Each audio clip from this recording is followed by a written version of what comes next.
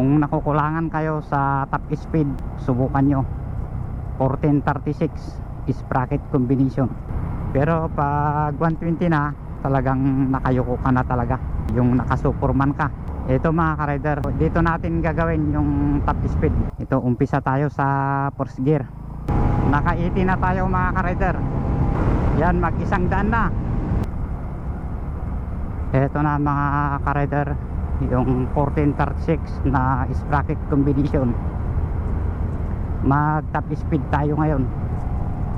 Sa mga naghahanap ng mga sprocket combination na patok sa inyong motor, ito, panuorin nyo tong video na to kung pwede ba ito sa mga motor nyo.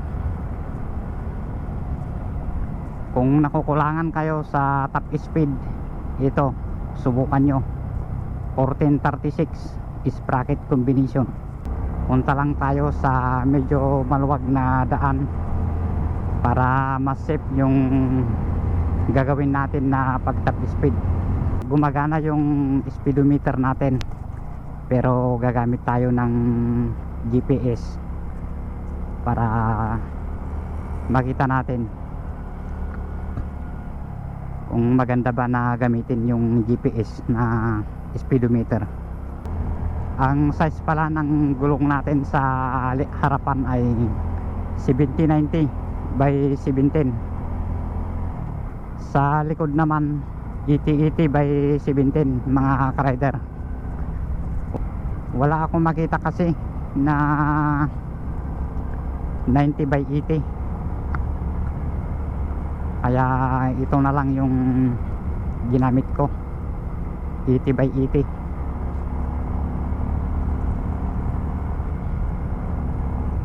Pero pag magpalit ako ulit ng gulong, ibalik ko din yun, yung 90 by 80.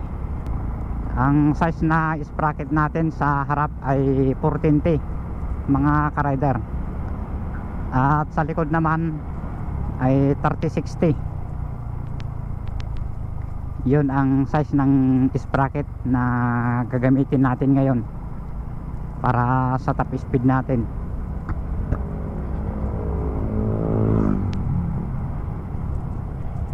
Itong sprocket pala na ito ay hindi ito yung magagamit na low speed, kasi pasok na ito sa high speed mga ka-rider. Kaya kung hinahanap mo ay yung pang mabilisan, ito yung gamitin mo. Kung ang hahanapin mo naman ay arangkada, ang alam ko dito sa 1436 ay mas mahina yung kanyang arangkada,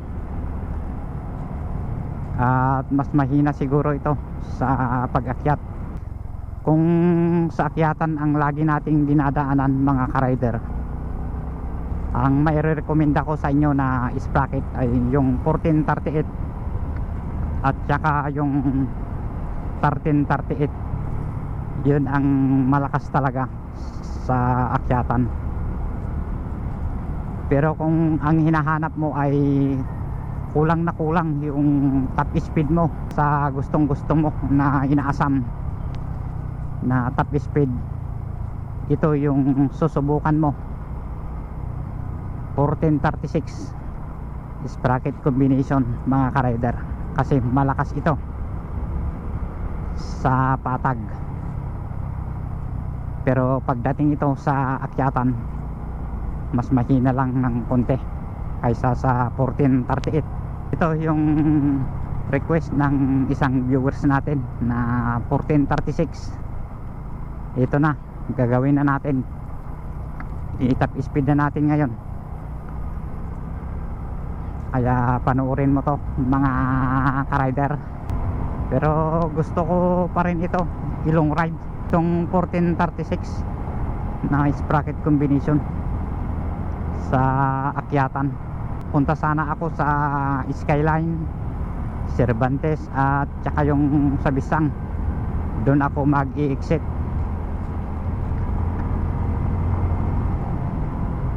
para matignan natin kung maganda ito sa long ride. Pero pagdating talaga sa akyatan ito, mas mahina lang itong kanyang arangkada, kaya may tendency na mas mahina din sa akyatan ito mga ka-rider.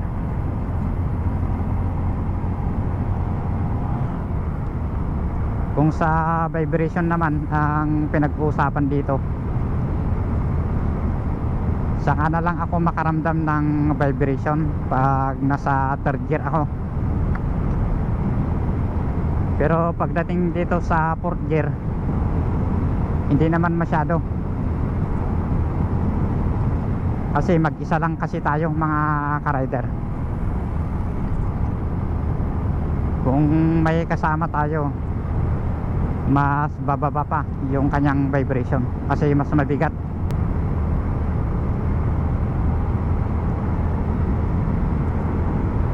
Meron pala tayong top box sa likod. Tanggalin ko sana pero hindi na ko natin tinanggal. Marami pa sigurong hindi pa nakasubok sa ganitong sprocket combination mga ka-rider. Kaya ito, subukan nyo ito para malaman nyo kung gaano ba ito kabilis sa patag.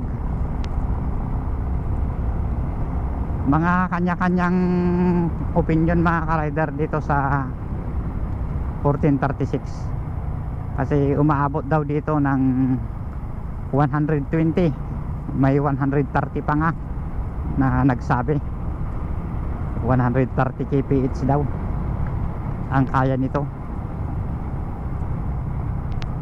Pero para sa akin hindi aabot ng ganun pag 125cc lang ang motor mo.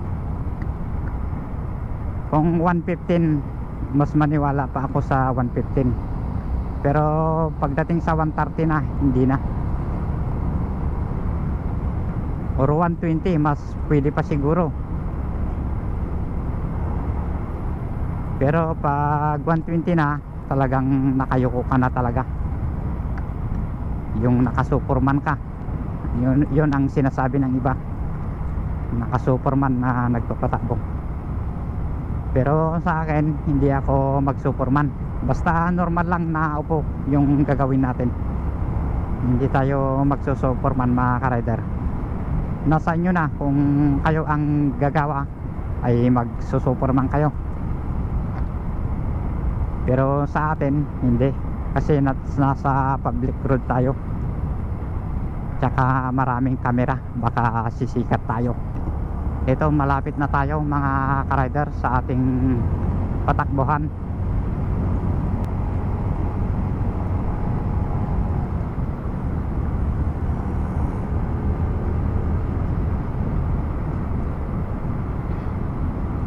Kung minsan kasi mga ka-rider, sa mga motor hindi pare-parehas.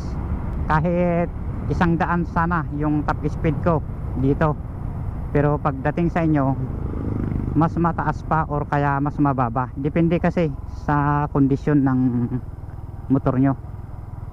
Ito mga ka-rider, andito na tayo sa mas maluwag na daan. Dito natin gagawin yung top speed na sinasabi ko.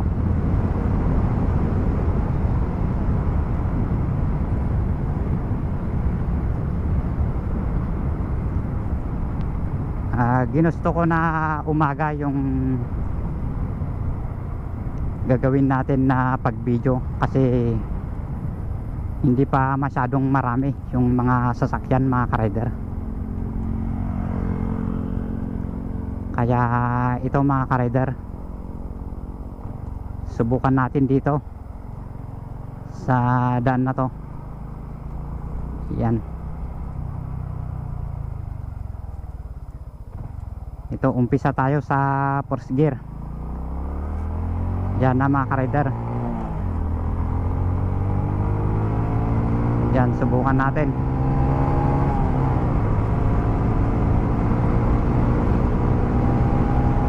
Naka-80 na tayo mga ka-rider.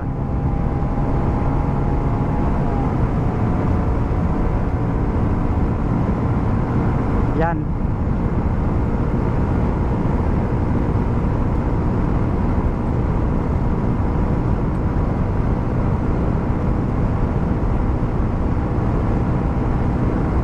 Yan, mag-isang daan na.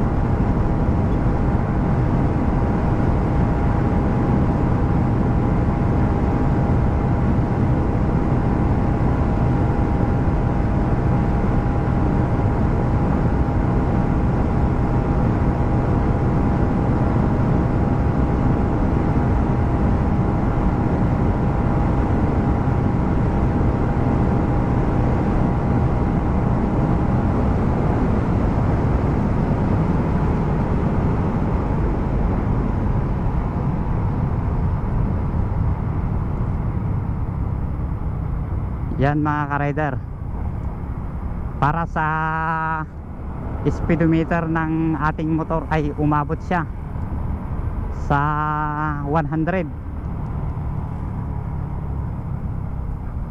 101 siguro ito. 101 yung kanyang inabot para dito sa speedometer ng ating motor.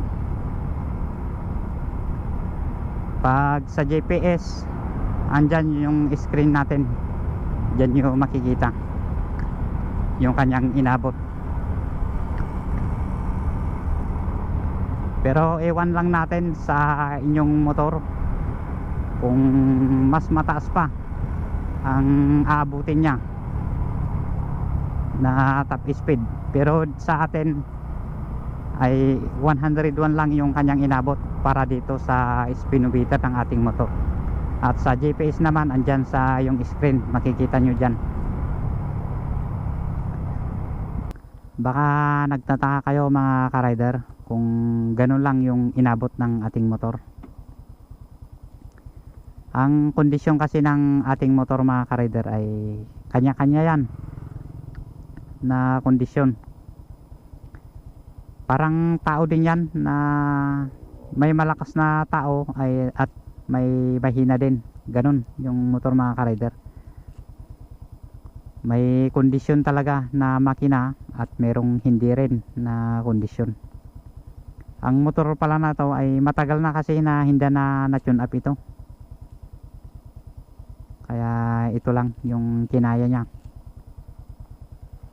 Yan, may top box tayo. Merong karga pa ito sa loob, hindi ko na tinanggal. Yun mga ka-rider, hanggang dito na lang yung video natin.